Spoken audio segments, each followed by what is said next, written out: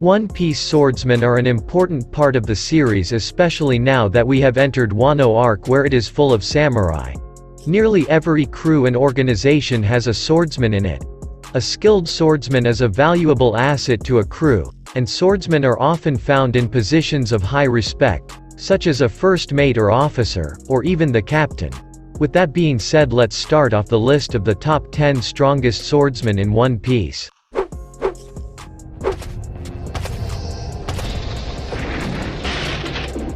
Charlotte Cracker. One of the three sweet commanders of the Big Mom Pirates, Charlotte Cracker wields a huge double-edged sword named Pretzel, a blade larger than himself with a crossguard shaped like a biscuit. He claims that it is a unique sword which has no peers. Cracker's biscuit soldiers each wield one or more much larger replicas of Pretzel made out of biscuit. Cracker is extremely skilled in wielding Pretzel, as he can attack very quickly despite the sword's size. Combined with Busoshoku Haki, he can cut through Luffy's Gear 4th enhanced Haki defenses with his sword.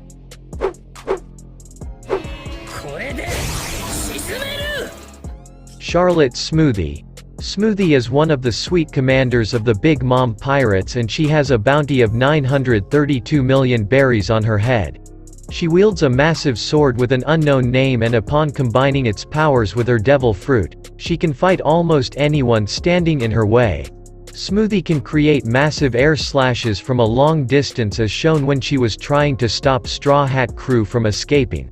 Like many others on the list, Smoothie hasn't gone all out yet, so her real strength remains to be seen.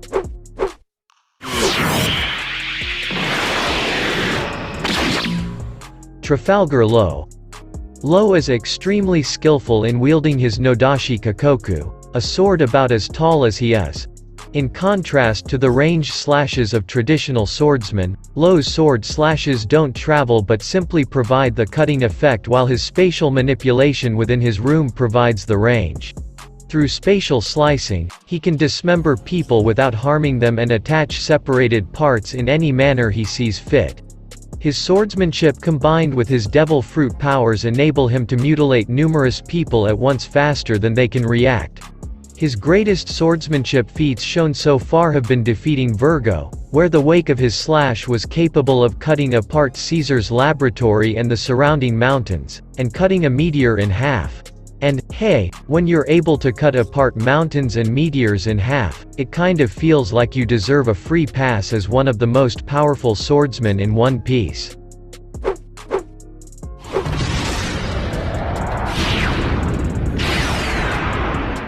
Zoro.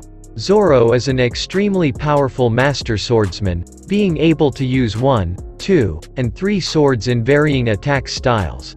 By the end of the One Piece series, we're hoping that Roronoa Zoro, the first mate of the Straw Hat Pirates, improves enough to actually become the most powerful swordsman in all of One Piece. After his 2 years of training, Zoro is now able to easily cut through materials even stronger than steel. He also learned how to imbue his swords with Haki. First starting off as an infamous swordsman from East Blue with huge dreams, Roronoa Zoro is now much closer to realizing all of his life's goals than ever before, and it's all thanks to how immensely powerful he has become as a swordsman.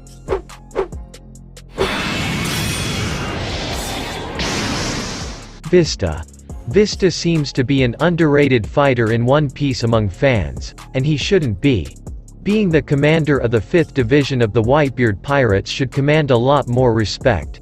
Vista has extraordinary mastery in dual-wielding swordsmanship, and even Mihawk acknowledged his skills and complimented Vista as the strongest swordsman in the Whitebeard Pirates crew, with the two of them appearing to be evenly matched for a while. We haven't really seen the full extent of Vista's powers, so we'll never know if he deserves to rank any higher. What we do know is that he's powerful enough to rank this high just by being able to go toe-to-toe against Mihawk and being proficient enough to be able to cut through a Kainu.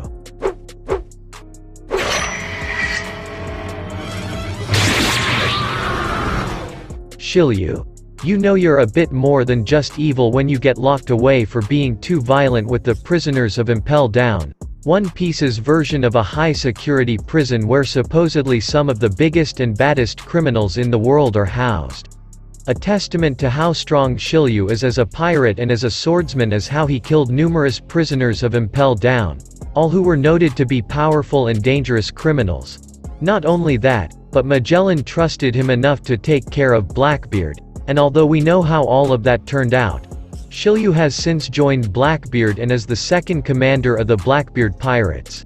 Considering that he is part of the Blackbeard Pirates, we're bound to see him in a fight sooner or later. Until then, just by association alone and from the brief showcase of powers we've seen so far, Shilyu is ranked this high as one of the strongest swordsmen in One Piece.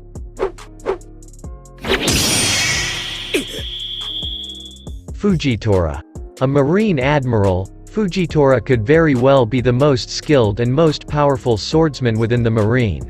Despite his blindness, Fujitora has shown to be an exceptionally powerful and skillful swordsman able to skillfully block powerful attacks. His swordsmanship combined with his devil fruit powers allow him to fight vigorously in battles. Choosing to wield his sword in a reverse grip style, Fujitora is also blind, making his sheer skill and talent even more of a marvel considering how he's been able to shrug off Zoro and Luffy, as well as fight equally with Sabo, whose fighting prowess and use of the Mera Mera no Mi devil fruit is not to be scoffed at. A powerful devil fruit user with a sword that can control gravity, Fujitora is not a swordsman to be messed with.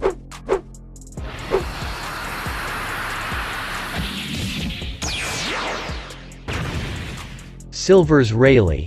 Rayleigh is not only one of the strongest characters of the whole series, he is also a tremendously powerful and skilled swordsman, though he claimed to have degraded in skill somewhat from his younger and healthier days. Despite his advanced age, he is still widely feared and considered a dangerous threat. Like Zoro, he could create extremely powerful compressed air slashes as shown when he cut the ground with ease to prevent the Marines chasing after Luffy. Rayleigh combines Busashoku Haki with his swordsmanship, allowing him to fight equivalently with Kizaru, who himself is a highly skilled swordsman wielding his Ama no Murakumo light energy sword and also managed to cut and draw blood from Kizaru's face, who is a Logia user.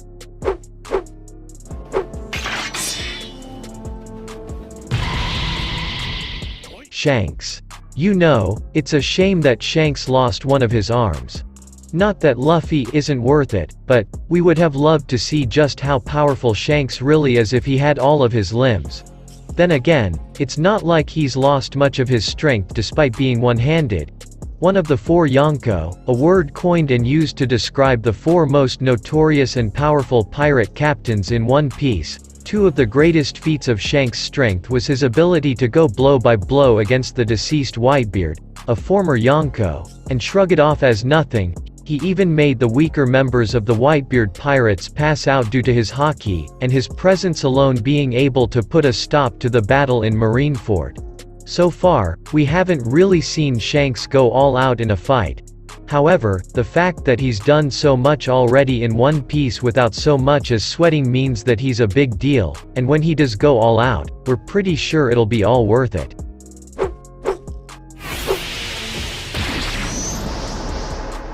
Dracule Mihawk. The absolute best swordsman in the world. Or at least, in One Piece, there's really no one else better than Dracule Mihawk. In terms of combat, he is the single greatest swordsman alive in the world, proven by his absolute mastery of swordsmanship.